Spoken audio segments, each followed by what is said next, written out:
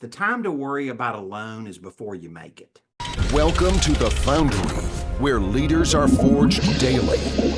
Each week, we investigate themes of leadership, entrepreneurship, and mindset with some of the greatest minds in real estate. And now, the data scientist of real estate, George Roberts.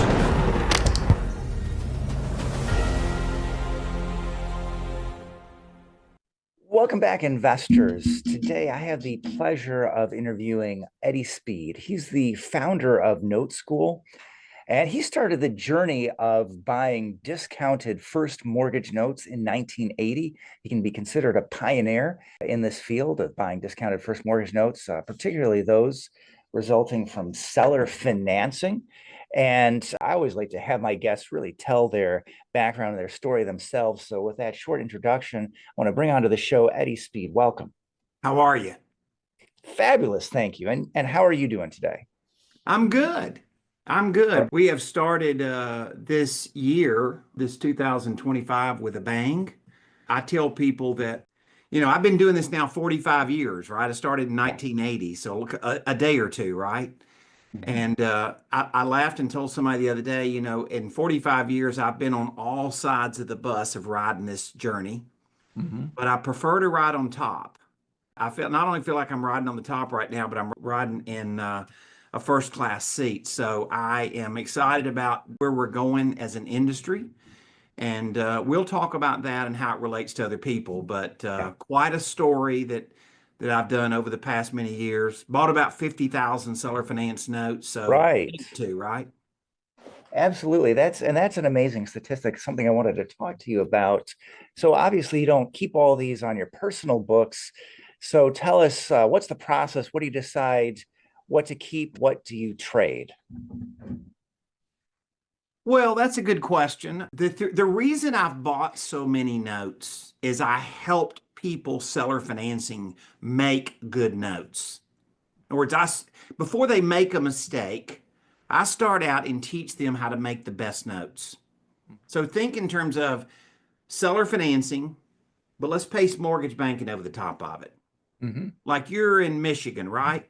Yep. So by God, in Michigan, we always on seller financing, we always do a land contract. Okay. No, that's a fallacy. That is not the most valuable note. Right. Valuable note is a Fannie Mae set of loan docs that look like a mortgage loan.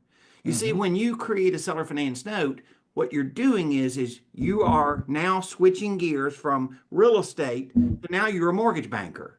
Will look Right. like one, right? And when you do that, then you come to me, and then I've So we got have to put our mortgage banker hat on for this, or yeah, yeah.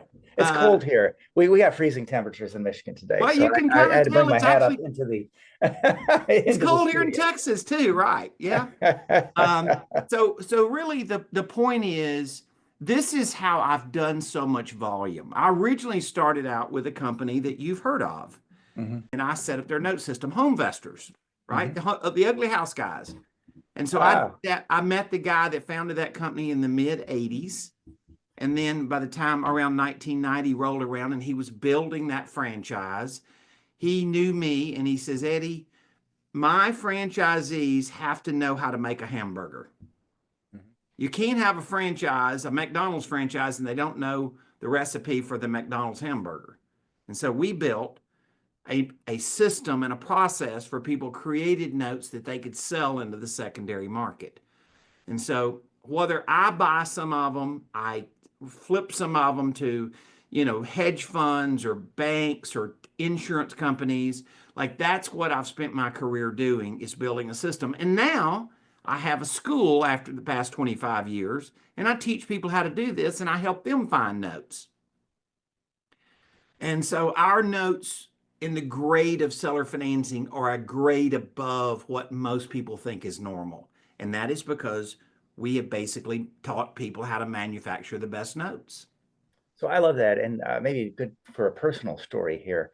I like the way you put it that the conventional loan, right? That's your best mortgage note, something originated by Fannie or Freddie. Yep. Well, I remember the first seller financed note that I used to purchase my first large property. and there was no payment penalty, for example. So I think that would be an example of a note that obviously doesn't have the highest value on the market. Well, there's an old saying, and I think this resonates. The time to worry about a loan is before you make it. Mm-hmm. So I teach people what to ask, what to do, how to process. And also I now today give them vendors, and I give them a machine to go create good notes. And then all of a sudden I can pay the most for their notes. I'm not making less profit. They're just making more profit because they make loans that fit the secondary market, not Yep. the local real estate investor next door. So this has been a long journey. I started this relationship with home investors in about 1990, so it's been a long time. I had a meeting in my office not long ago, and I had a copy of a fax memo from home investors in January of 2000. Now, this is after we've been doing that for them for almost 10 years, right? And it was the underwriting makeups. There were adjustments we were making to the underwriting matrix. So we just basically gave people a recipe of how to make good notes. And I've done it for literally hundreds, if not thousands, of real estate investors. But the point being that when I stumbled into this idea, and I give the guy that founded Home Investors a lot of credit, Ken D'Angelo, he pushed me into this idea because he had a franchise. And he said, my people have to know the formula. And so that was a great question. And it required me to focus on taking in my brain and breaking down into paper, like what Right. makes a good or bad note. Nobody had ever done that in our industry. We just kind of intuitively knew.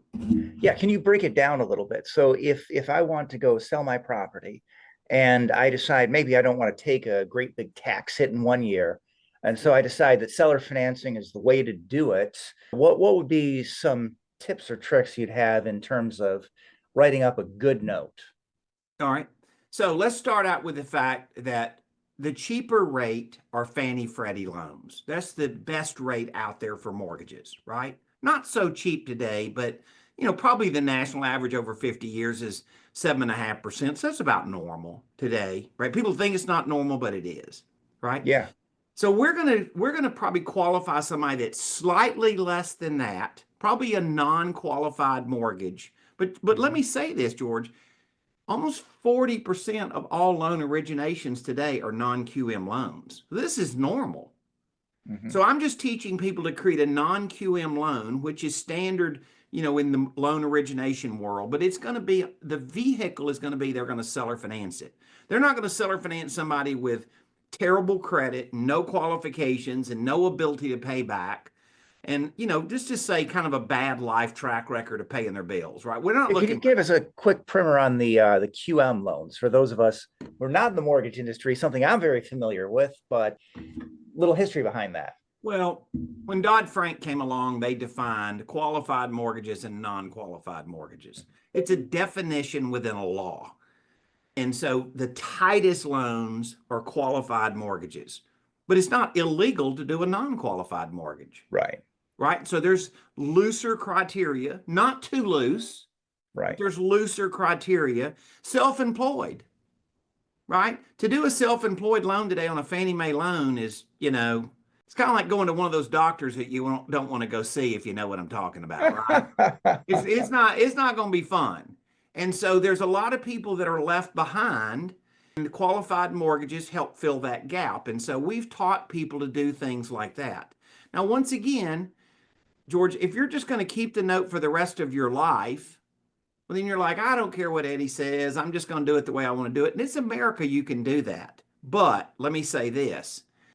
I have statistical data that prove that the loans that you're originated under a system like we would help you follow, the performance rates of those loans are inordinately better than somebody just kind of cowboying it, so to speak. Yeah. Right? And so I'm just helping people make better loans. And if they decide to keep the loan or sell the loan, they've got a better note. They've got a better loan, right? Mm-hmm. And it's the borrower, it's the property, it's the down payment, it's all of these things that are tied together, right? Right. So let's just say that you had somebody that, there's buyers today that are legally here. They're not illegally here. They're legally here, but they're not citizens. ITIN buyers. What kind of a down payment do you need for an ITIN buyer? Well, statistically, we have found that a 15% down for that buyer is an acceptable level of risk. They're going to pay a little more than the normal 10% down that people think about, right? But they're going to pay a little more down, but that way you're qualifying somebody that statistically is going to pay you back, and you verify their income and you do these things. And so we've developed not only the definition of what you need to do, but we've developed a sequence that people can hire vendors that they don't have to go do it themselves. We help them with building a mortgage shop, but they don't have to go build it themselves. And that's kind of how, that's my note buying business. That's Colonial that does that. Now I have a school. So I find somebody that would have invested either in a rent house or a syndication, right? And the math's gotten pretty tough, right? And so they're like, hey, I can buy a note, and I have the work of a bank, not a landlord, right? But I also get all the cash flow. Right. I live here in Dallas, Texas. Okay, so I'm going to use Dallas as an example, although I could cite 50 cities and do the same thing. At $250,000 in Dallas, Texas, buys you a rent house that'll rent for about $1,800 a month. Okay? So that's not a great cash on cash return, right? $250,000 gets you $1,800. Oh, worse, rent house today, I'm going to net 50% of the income, because 50% of the income is going to go to expenses and 50% comes to me. Yeah, so we're talking about a house that's not even satisfying the old 1% rule. They're not. Like, I can tell you that it is a needle in a haystack to go find that in today's market. And I coach people from Michigan to Arizona to California to Tampa, Florida. Like, I run these models for students every day. So I'm very familiar with what it's going to look like. On that house, I'm going to net $900 a month. $900. I take the same $250,000 in all of last year, all of 2024, like not just a day or two, but in all of 2024, that $250,000 in the note buying world buys me a cash flow of $2,700 a month. That's 3 times greater than 900. And that math will run true in virtually every model that you see. It may be 2.5%. It may not be exactly 3. It could be a little over 3, but the average is a 3x. You get 3 times more income from a note than you do from netting from a rental. So people like that because I can own 55 rentals or 1,000 notes for the same workload. Right? So I got way less work, way better cash flow. And so those are the reasons that people in today's economy, and I train a lot of really high-end realtors, like I'm very well known in certain real estate brokerages, very outstanding brokerages. Like let Eddie come teach us something about, they broker real estate for a living, but they buy notes for their personal investments. Isn't that funny? So this is kind of the market that we're in. It's a market condition. And so I've tried to do the things around that to control the environment. So a lot of my clients that I buy notes from are following this recipe that I'm describing to you.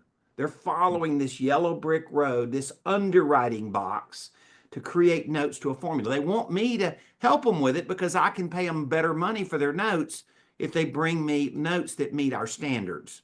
Right? So then now I've created the inventory of notes, and then all of a sudden I'm finding people that have investable capital, and they're looking for an alternative. Now, I'm not saying everybody's going to go sell every rental house they got, although we have people do that and owner finance it. But I don't mean that they have to go do that. But certainly they look at this as a diversification. Right. And that's kind of the economy that we have in 2025. Yeah, absolutely. Well, hey, it's better to own some debt. You can always foreclose. You can always have better recovery than equity. as you mentioned, that's getting really, really squeezed a lot of times these days with these higher interest rates. If a project doesn't go as expected, boom, that equity can go up in smoke. So I mentioned that these notes are discounted. So how heavily discounted? Where does that come from? Not a heavy discount, because like if somebody brings me a 2% note payable over 40 years, well, George, you can about figure out I'm going to buy that note at a deep discount. Hmm. They've already cooked the pie, right? I didn't cook the pie. They cooked the Right, pie. Now they bring me a substandard note because of the right. rate and the term. And then all of a sudden they got big tears in their eyes because I'm not going to pay much for it. Well, that's just because they didn't do it right. And Yeah. that's what I call legacy loans. I had nothing to do with making that loan. They just bring Hmm. that loan to me and then I buy it, right? So I see that, and I bought 50,000 notes. So yes, I bought some notes at heavy discounts. But the average discount I buy a note at is not huge because they're making notes that are better quality. They have higher rates. They're consistent with non-QM mortgage rates, right? And their investment, the loan to value and investment compared to what the collateral is worth, as you said, is got a cushion factor in it. The loan has a high likelihood of paying itself. It's third party serviced. So there's things about it that we have eliminated a lot of risk. And so if you can eliminate a lot of risk and you can make it a better grade of note, then you make it more valuable. So a lot of the notes I buy don't have a huge discount in them, but they're really Hmm. good loans compared to alternative strategies that people might have in the market. What sort of cash flow are you actually looking at? I mean, I did some quick mental math, but if you could just put a number on it, if I go buy a note using your system, what sort of a return am I going to expect on that investment? 10 and a half to 12. Yeah, and that's great. And this is on a first mortgage. So how are you able to do that well? Because that's what the market is. So okay, so a lot of these, because my experience with seller financing is that a lot of times I'm able to get the seller to put sub market rate, like that, not quite like that 2% example you mentioned, but lower than the market. So you're saying because a lot of these mortgages, they're falling outside of where you can get some more traditional financing, they're paying higher, maybe not quite hard money rates, but close to up They're to paying that. they're paying non-QM rates. Yeah, That's what if you went to a yeah, loan originator and you were a non-QM buyer, your rates are going to run in your mortgage itself, your yeah, effective rate after you pay points, it's going to be 9.5 to 10.5% interest. yeah, So if you create a 10.5% note, then I don't have to buy that note at a super big discount to go make the right. yield a little bit higher than the interest rate on the note. Yeah. But let me say this, George. I'm teaching sophisticated real estate investors to run a note manufacturing system. Hmm. You're getting an individual, a mom and pop that knows nothing about originating a loan to create you a better than normal deal because you know what you're negotiating for. Hmm. You're not going to negotiate the same thing with one of my real estate investors, right? What you're saying is I get them to carry real low rates and do these kind of things. Hmm. Well, that's to an unsophisticated real estate person. You're the most sophisticated person in that deal, right? But I'm teaching a guy that is a sophisticated real estate investor how Yeah, to go offer financing like a car dealership. He sells a house and also he also offers financing. Car dealership sells a car, and guess what they do? They also offer financing. So it's a different kind of a customer base that I'm teaching than your mom and pop that you can get to these soft terms with. I agree that you can do that. But once again, I can't go buy 1,000 notes a year or 2,000 notes a year if I'm trying to buy notes at super deep discounts. The market just won't tolerate it. so what about foreclosure? How often do you find that you're having an issue? How often are you able to work it out? And what's your philosophy on foreclosure versus workout? If I'm buying a performing note, my heart is that that buyer is successful. This property is going to fulfill their dreams. So I'm really particular about the kind of note I'll buy a property on. I don't buy notes on crappy property, right? Yeah. Because that's not going to fulfill their dreams. right? I'm going to vet them to make sure they can afford it and they have a proven track record of paying back other debts. Okay, so I'm going to start out with the right person, right? And then with all of that, statistically, we believe these loans will have a default rate, a foreclosure rate of 2 or 3%. Now, you'll have some percentage of people that get a level of delinquency, but they're able to get it fixed and get it current. So maybe the guy's in construction, he breaks his leg, he's out for 60 days, but that doesn't mean he's a bad guy, and he can get it. You can help him get his life put back together. But these aren't high foreclosure rate type loans, right? So you can kind of see seller financing kind of has a reputation. I don't want to be the low end of seller financing. I want to be the high end. So you're not buying a whole lot of non-performing notes. Do you buy any non-performing? That's a horse of a different color. Non-performing notes is another asset class that we teach and I've done excessively. There hasn't been a lot of inventory of non-performing notes, and this year it appears that they're finally going to drop. So people that are talking a lot about buying non-performing notes from the last couple of years ago, I'm just telling you that's really skinny pickings. So we've done some non-performing in the last couple of years. There just hadn't been a lot of good inventory. There's been a lot of people swapping loans to each other, so to speak, which we call those tails, right? They're not heads. They're the back end of a loan portfolio.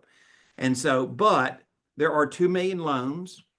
There are 2 million loans that residential mortgages that are not paying right now today. And only about 250,000 are in foreclosure, right? Those loans that are in foreclosure are 1,300 days delinquent. That is the average delinquency for loans that are in foreclosure. So then you have loans that are not a candidate for foreclosure yet. Say they're 4 months or less delinquent, right? There's about 750,000 of those. There's a dead man zone of about 1 million loans that are more than 120 days delinquent, but not in foreclosure yet. Those loans are going to have to get dropped into the system, right? And so, you can say it's political, you can say it's whatever you want to say, right? But those loans have not cycled through the system as normal. And to have a normalized mortgage industry, we've got to see that happen. We believe that's going to happen this year for kind of obvious reasons politically. Okay, so we're talking about the end of extend and pretend. Do you want to elaborate on that? So why it's going to be this year? We're in 2025. Why is this going to be the year that we essentially Our president's a real estate guy. So he wants to see Our that. president is a real estate guy. He understands the industry. He can listen to this interview and understand everything I'm saying. Right. Our prior administration did not understand anything about mortgages or the real estate industry. It's not good for the industry to go do this. I mean, the people have equity. If they would just sell their house now, they could have some equity and walk away. As they're continuing not to pay for 1,300 days. Yeah. Interest accrues, taxes accrue, all of that accrues, and now it sucks up all their equity and they don't have any equity left. So you're not being kind to them. Like that's a fallacy. And as you said, extend and pretend is the old saying, right? And so essentially what you're saying is that the failure has to sort of cycle through the system, and that's essentially the definition of, well, I don't want to use the term recession, but essentially when you have bad investments made, some people have to take a haircut, and you have to get the assets in new hands, and you have to work through that. There's no way to pretend away the pain. Before the virus, the average days delinquent of a loan in foreclosure was less than 180 days. Okay. Today it's 1,300 days. Is there something wrong here? Right. So kind of concluding the non-performing side of the business, yes, I believe that we have had a pent-up inventory of delinquent notes that are not getting resolved. Like they're seriously delinquent, right? They're not 4 months delinquent, they're 14 months delinquent. But they're not in foreclosure yet, right? And so I think there's a pent-up inventory of these loans that are going to get moved through the cycle. And that's obviously inventory, and it's opportunity for us to go buy that side of the business, non-performing notes. So really in the school, I teach people to buy two different types of notes. One of them is just a performing note. It's mailbox money. It's just a check. It's better cash flow than a rent house and a lot less aggravation. And they like that. And then I teach people to buy another side of the business, which is to buy a loan at a much deeper discount that is not paying. And you have the property as collateral.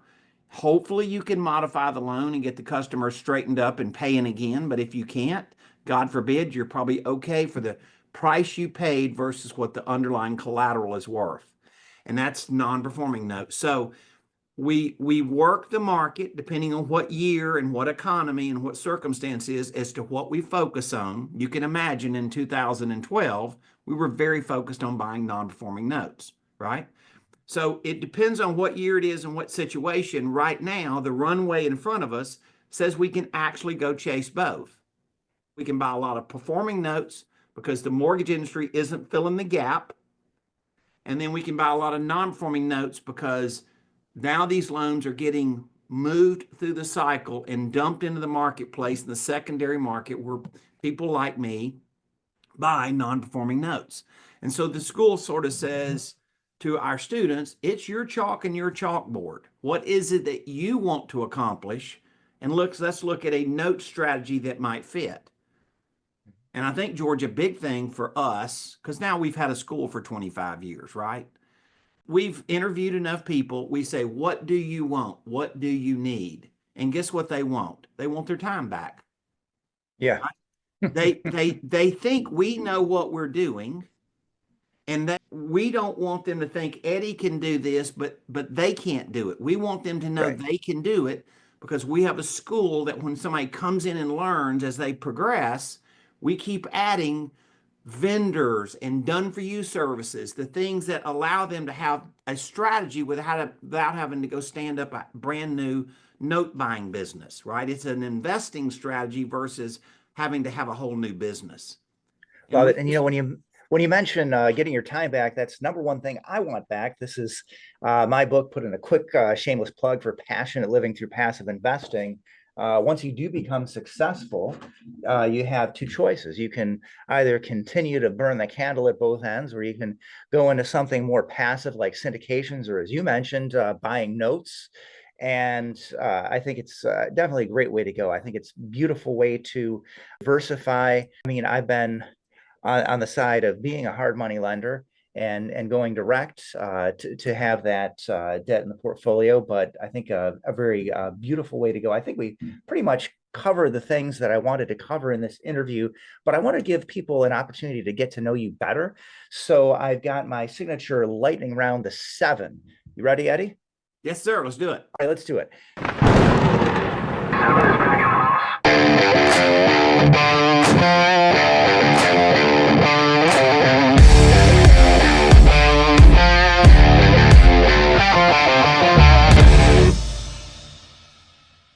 So if you could be known for only one thing, what would that be? A guy that shows people how to have freedom. What is the greatest lesson in leadership you've learned as an entrepreneur? Don't follow others. What personal characteristic has been most pivotal to your success? Without a shadow of a doubt, tenacity. Love it. All right, here, random question just to mix it up a little bit. Tell me when to stop cutting. Stop. All right. Top question. Which historical time period would you most like to visit? That's a great one. I would say the Roaring 20s. Oh, love it. Great choice. Yeah. I was thinking medieval times, but then I was just thinking I don't want to live in one of those cold castles on a day like this. Yeah. All right. What is one tip or trick that investors can implement in their business today? I can show you how to take $1,000 and turn it into $100,000 in note income over time. Beautiful. A leveraging strategy for retirement accounts. Can you name a book that's helped to forge you as a leader or as an entrepreneur, and tell us why? My favorite book is Never Split the Difference. It's Love not it. just about negotiating, it's about the nature of people. Yeah, exactly. It's about life. Love that one. Give us a quote to help forge our listeners. Can you send us out with a quote to help forge our listeners as leaders and entrepreneurs? If your income is growing faster than your net worth, you're going in the wrong direction. Aha. All right. Well, that's a perfect way to wrap. I just want to make sure everybody has the opportunity to reach out to you. What is the best way to reach out to Eddie Speed? Email, I website, carrier I pigeon? have a special gift for your audience if I can give it to them. Please. I I'm going to love give your audience a little class. I'm going to give them a book. I'm going to give them a lot of leave behind reading materials. I'm going to give them a kit to figure out if notes might fit them and what that looks like. So they're going to go to noteschool.com/foundry. And when they do that, they are going to be able to get this gift. And I think it's really going to be cool. All right, beautiful. Well, I want to thank you so much for taking the time to share your knowledge and experience with our audience, Eddie. I'm so glad I got to be here. Thank you.